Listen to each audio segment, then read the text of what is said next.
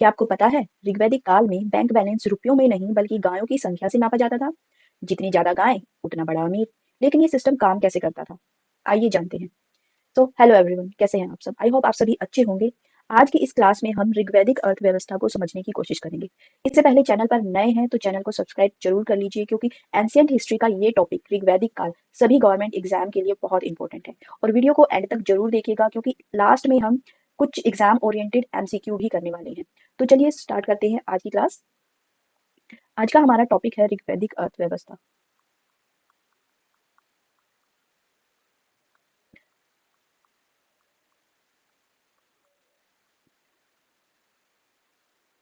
किसी भी समाज की, किसी भी काल के समाज की अर्थव्यवस्था को समझने के लिए हमें कुछ टॉपिक सब टॉपिक समझने की जरूरत होती है। वो सब टॉपिक क्या है? सबसे पहले, उस समाज की कृषि कैसी थी, वहाँ पशुपालन, कौन कौन से जानवर पालते थे उस समाज के लोग, वहाँ के उद्योग धंधे यानी इंडस्ट्री वहाँ की कैसी थी, और वहाँ का व्यापार, ट्रेड।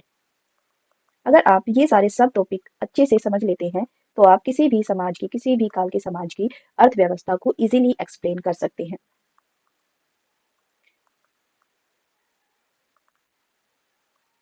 तो चलिए वन बाय वन करके इनको समझने की कोशिश करते हैं। तो सबसे पहले जो ऋग्वैदिक अर्थव्यवस्था है, ऋग्वैदिक काल का आर्थिक जीवन है, उसकी जानकारी हमें कहाँ से मिलती है? तो इसका जो एकमात्र सोर्स है, ओनली सोर्स है, वो क्या होगा? एकमात्र स्रोत वो होगा ऋग्वेद। ऋग्वेद जो है ग्रंथ, उसी से हमें इन सब की जानकारी मिलती है। उस समय की जो अर्थव्यवस्था थी वो कैसी थी? जो अर्थव्यवस्था थी उस समय पर, वो निर्वाह और ग्रामीण थी। निर्वाह अर्थव्यवस्था का मतलब क्या होता है कि लोग सिर्फ उतना ही अनाज उगाते थे या उतना ही पशुपालन करते थे जितना उनके लिए जरूरी होता था। इससे ज्यादा वो नहीं करते थे। उसे हम निर्वाह अर्थव्यवस्था कहते हैं, सिर्फ अपने काम के लिए ही कुछ करना। तो जो ऋग्वैदिक काल के जो आर्य थे, उनकी कोई स्थायी बस्तियां नहीं होती थी, वो अस्थायी निवास करते थे। अस्थायी निवास करते थे यानी उनकी लाइफ कैसी थी? नोमैडिक। नोमैडिक लाइफ थी उनके, कोई ऐसे गांव वगैरह नहीं बसे हुए थे, शहर नहीं थे। तो इस वजह से अस्थायी निवास करते थे, यानी आज यहाँ पर रह रहे हैं, कल कहीं और रह रहे हैं। तो इस वजह से क्या करते थे? कृषि की अपेक्षा, कृषि से ज्यादा पशुपालन उनका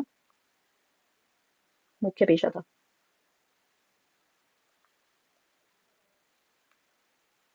तो जो वहां की अर्थव्यवस्था थी वो कैसी थी? वो डोमेस्टिकेशन बेस्ड थी। क्योंकि वो नोमैडिक लाइफ जीते थे तो इसलिए कृषि से ज्यादा वो पशुपालन पर ध्यान देते थे। तो अब समझते हैं हम पशुपालन को। पशुपालन में वो किस तरह के जानवर पालते थे? जो पशुपालन था वो अर्थव्यवस्था का मुख्य आधार था।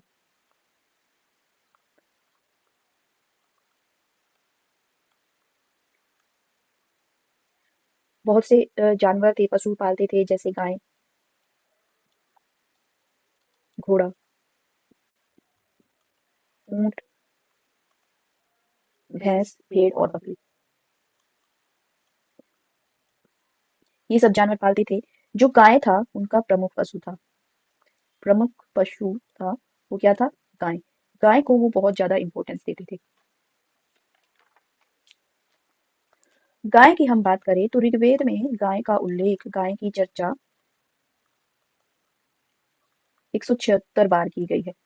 और ये पूछा जाता है एग्जाम में। गाय को वो लोग पूज्य पशु मानते थे। जो गाय थी उनके लिए पूज्य पशु थी। उनके जो जीवन के मुख्य पहलू थे, बहुत सारे जो पहलू थे, उनमें गाय का महत्व साफ दिखाई देता था। गाय से रिलेटेड ही उनके बहुत सारे नाम रखे जाते थे। जैसे जो राजा होता था उसे गोपति कहा जाता था। पुत्री यानी जो डॉटर होती थी उसे कहा जाता था दुहिता। समय, समय को कहा जाता था गोधूली। और दूरी यानी डिस्टेंस को कहते थे गव्यतु। अतिथि यानी जो गेस्ट आते थे उन्हें कहा जाता था गोहन। गोहन का बेसिकली मतलब क्या होता है? गोवंश खाने वाला। गोवंश खाने वाला। और गायों के लिए जो युद्ध लड़ा जाता था उसे कहा जाता था गवेष्टि। गवेष्टि का जो मीनिंग होता है बेसिकली वो होता है गायों की खोज। यानी जो अनार्य लोग थे वो आर्य लोगों की गायों को चुरा लेते थे, तो उनको ढूंढने के लिए जो युद्ध लड़े जाते थे उन्हें कहा जाता था गवेष्टि, गायों की खोज। गवेष्टि का जो शाब्दिक अर्थ होता है वो गायों की खोज होता है। और अघन्य एक शब्द का जिक्र आता है ऋग्वेद में, वो भी गाय के लिए होता है और इसका मतलब होता है न मारा जाने वाला पशु।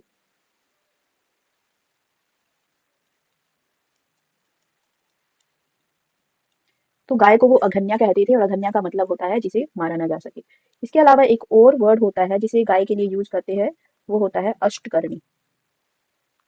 ये भी इसका मतलब भी गाय होता था। इसके अलावा जो गाय थी, गाय उनकी संपत्ति का मात्रक होती थी।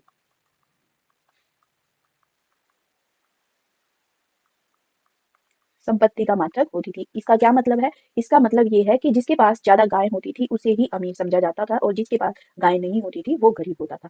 तो लोगों की अमीरी और गरीबी को नापने का क्या था? गाय से ही नापी जाती थी। अब गाय के अलावा उनका दूसरा पशु था, जो दूसरा मुख्य पशु था,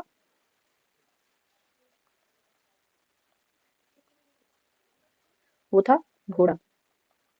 घोड़ा उनका दूसरा मुख्य पशु था। घोड़ा उनका प्रिय पशु ही था। ऐसा क्यों था? क्योंकि जो घोड़ा था उससे रथ बनाए जाते थे और रथ युद्धों में काम लिए जाते थे, तो इसलिए घोड़ा उनका मुख्य पशु था। घोड़े के अलावा अगर हम बात करें तो एक सरोमा, सरोमा नामक एक पवित्र कुतिया का जिक्र भी ऋग्वेद में मिलता है।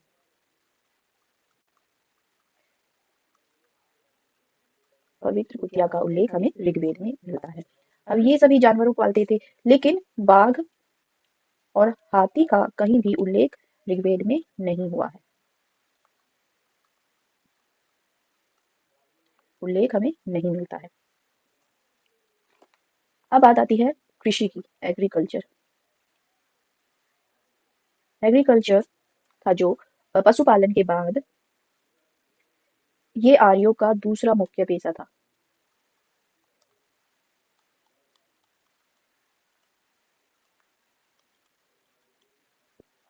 और ऋग्वेद में 24 बार कृषि शब्द का उल्लेख किया गया है।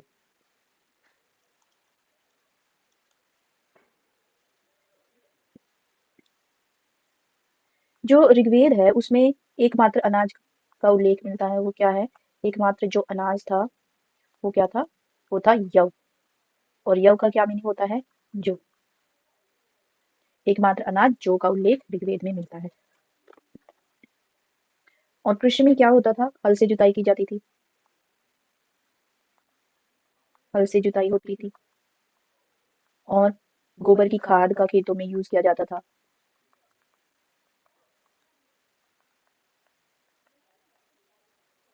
सिंचाई के साधन थे वो कुछ ज्यादा ऐसे एडवांस नहीं थे। सिर्फ वर्षा का जल यूज करते थे और कुआं और तालाब से सिंचाई की जाती थी। जो हल होता है उसे ऋग्वेद में क्या कहा गया है? हल को लांगुल,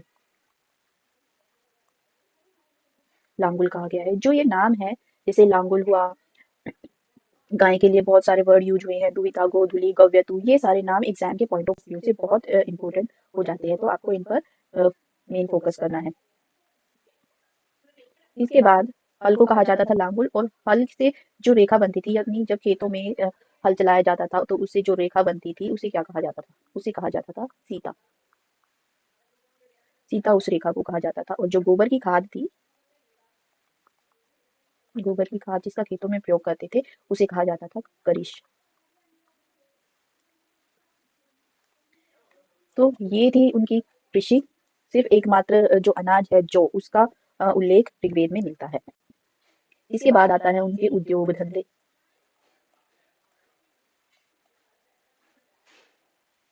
उद्योग धंधे यानी इंडस्ट्री। इंडस्ट्री में क्या था? भी बढ़ई थे वहां पर, बुनकर, रथकार, रथ बनाने वाले, चर्मकार, चमड़े का काम करने वाले, और कुम्हार। ये इन क्राफ्ट्स पर्सन का यूज उसमें ऋग्वेद में मिलता है। तो बढ़ई को ऋग्वेद में कहा गया है तक्षण,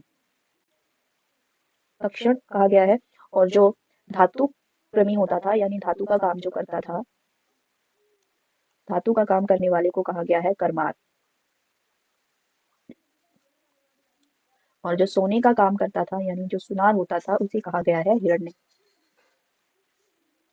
तो ये जो नाम है ये बहुत इंपॉर्टेंट है। जो कपड़ा बनाने वाला होता था, यानी बुनकर, बुनकर को क्या कहा जाता था? कपड़ा बनाने वाला, उसे कहा जाता था वसुवाय। जो कपड़ा बनाने वाला था, जो ये उद्योग था, ये उस समय का सबसे बड़ा उद्योग था, सबसे बड़ा उद्योग कपड़ा बनाने वाला था।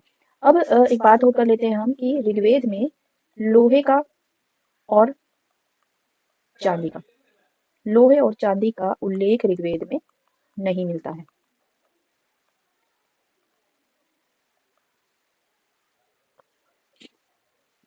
लेकिन एक अयस्क का वो प्रयोग करते थे, जो मेनली क्या हो सकता है? तांबा और कांसा। तांबा और कांसे का वो प्रयोग करते थे, लेकिन लोहे और चांदी के प्रयोग का उल्लेख नहीं मिलता है। अब बात आती है उनके व्यापार की। व्यापार, उनका ट्रेड कैसा था? हम ये पहले ही पढ़ चुके हैं कि जो ऋग्वेद था उसमें समुद्र का ऐसा उल्लेख नहीं मिलता है। बेसिकली वो नदियों को ही समुद्र कहते थे, लेकिन समुद्र का स्पष्ट उल्लेख नहीं है। तो इसीलिए समुद्र के रास्ते या नदियों के रास्ते व्यापार का सवाल नहीं होता है। तो जो व्यापार था वो सीमित था, व्यापार सीमित था, यानी सिर्फ लोकल लेवल पर ही व्यापार होता था। लोकल लेवल पर ही वो व्यापार करते थे। और व्यापार कैसे होता था? वस्तु विनिमय। ये वस्तु विनिमय क्या होता है? जिसे हम कहते हैं बार्टर सिस्टम। बार्टर सिस्टम का मतलब होता है वस्तु के बदले वस्तु देना। पहले पैसे नहीं होते थे, तो क्या करते थे? वस्तु के बदले वस्तु लेते थे। कैसे होता था? मान लीजिए एक इंसान के पास गेहूं है और दूसरे के पास चावल है। इसे चावल की जरूरत है और इसे गेहूं की जरूरत है, तो ये क्या करते थे? एक दूसरे से चीजें बदल लेते थे। तो इसे कहते थे हम बार्टर सिस्टम। ये होता था बार्टर सिस्टम।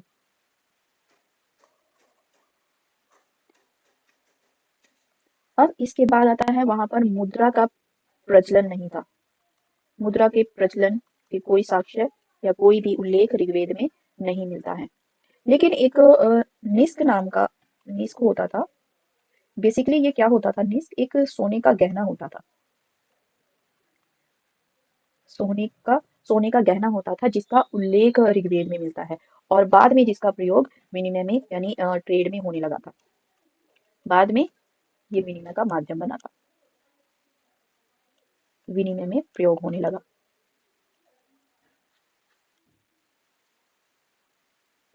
ये कोई सिक्का नहीं था, ये एक सोने का गहना होता था। ऐसा माना जाता है कि जो ये निस्क था, ये 7 लड़ियों वाला एक हार था। 7 लड़ियों वाला ये हार होता था। मुद्रा उस टाइम पर प्रचलन में नहीं थी। अब इसके बाद जो व्यापारी थे, व्यापारी, उन्हें कहा जाता था पणि। इनका उल्लेख ऋग्वेद में मिलता है। इन्हें कंजूस व्यापारी कहा जाता था, और ऐसा माना जाता था कि ये जो लोग थे ये अनार्य थे, ये गायों को चुरा लेते थे और उनको बेच देते थे, ऐसा माना जाता है। और दूसरे थे एक विभु नाम के व्यापारी का भी उल्लेख ऋग्वेद में मिलता है। तो ये 2 तरह के व्यापारियों का उल्लेख ऋग्वेद में मिलता है। एक शब्द का और प्रयोग किया गया है, बेकनोट। ये बेकनोट क्या होता था? बेकनोट क्या होता था? बेकनोट कहा जाता था सूदखोर को, जो ब्याज पर पैसा देता था और बहुत सारा पैसा मतलब ब्याज वगैरह कमाता था, उसे सूदखोर कहा जाता था। तो ये था ऋग्वैदिक काल की अर्थव्यवस्था। अब इससे जुड़े हम कुछ क्वेश्चन कर लेते हैं। तो ये है फर्स्ट क्वेश्चन हमारा, ऋग्वैदिक काल में धन का प्रमुख रूप क्या था? स्वर्ण, रजत, गाय और सिक्के। तो देखिए ऋग्वैदिक काल में पैसे नहीं होते थे, मुद्रा का कोई भी प्रचलन, किसी भी प्रचलन का उल्लेख ऋग्वेद में नहीं मिलता है। लेकिन जो बस एक तो वस्तु विनिमय प्रणाली होती थी। अगर किसी को कोई बड़ी डील करनी है, कोई बड़ा ट्रेड करना है, तो उसके लिए उसे गाय देनी होती थी। तो आप कह सकते हैं कि जो धन का प्रमुख रूप था वो गाय था। नेक्स्ट क्वेश्चन, ऋग्वैदिक काल में विनिमय की प्रमुख प्रणाली क्या थी? यानी जो ट्रेड होता था, जो लेन देन होता था, वो कैसे होता था? मुद्रा प्रणाली, बैंकिंग व्यवस्था, बार्टर सिस्टम और कर व्यवस्था। मुद्रा नहीं थी वहां पर, बैंकिंग सिस्टम वहां पर नहीं था। कर में क्या होता था, जो लोग थे वो राजा को, अपने गोपति को दूध, दही, फल इन सब का कर देते थे, लेकिन ये कोई मैंडेटरी नहीं था, बाध्यकारी नहीं था, ये उनकी इच्छा पर निर्भर करता था। लेकिन जो वस्तु विनिमय प्रणाली थी यानी बार्टर सिस्टम, जिसे वस्तु विनिमय प्रणाली थी कहा जाता है, ये मुख्य प्रणाली वहां पर थी। यानी आपको लेन देन करना है तो आप बार्टर सिस्टम का प्रयोग करेंगे। अब बात थर्ड क्वेश्चन की। ऋग्वैदिक काल में मुख्य आजीविका का साधन क्या था, यानी वो लोग अपनी आजीविका कैसे कमाते थे। व्यापार से, पशुपालन, उद्योग और नौकरी। व्यापार था जो वो लोकल लेवल पर होता था, बहुत ही सीमित था। उद्योग धंधे भी थे, लेकिन वो मुख्य साधन नहीं था, नौकरी उस टाइम पर नहीं थी। तो आजीविका का जो मुख्य साधन था वो क्या था, वो पशुपालन था। नेक्स्ट क्वेश्चन, ऋग्वैदिक काल में सिक्कों का प्रयोग व्यापक था, सीमित था, नहीं होता था या विदेशी था। ऋग्वैदिक काल में सिक्कों का प्रयोग की ऐसा उल्लेख नहीं मिलता है, मुद्रा प्रचलन नहीं था। तो ये भी गलत हो जाता है, ये भी गलत और ये विदेशी भी गलत हो जाता है। तो इसका आंसर आपका होगा सी। तो आज का लास्ट क्वेश्चन, ऋग्वैदिक अर्थव्यवस्था किस पर आधारित थी। उद्योग पर, व्यापार पर, प्रकृति पर और कर प्रणाली पर। तो ऋग्वैदिक जो अर्थव्यवस्था थी वो मेनली प्रकृति पर, यानी सी इसका करेक्ट ऑप्शन होगा, वो प्रकृति पर आधारित थी। तो आज का वीडियो आपको कैसा लगा कमेंट करके जरूर बताइएगा। अच्छा लगा हो, हेल्पफुल आपको लगा हो तो लाइक करिएगा और अपने दोस्तों के साथ अपने स्टडी ग्रुप में शेयर जरूर करिएगा। और बेल आइकन को प्रेस करना मत भूलिएगा ताकि नेक्स्ट वीडियो का नोटिफिकेशन आपको सबसे पहले मिल सके। तो आज के लिए बस इतना ही, मिलते हैं नेक्स्ट वीडियो में, तब तक के लिए नमस्कार।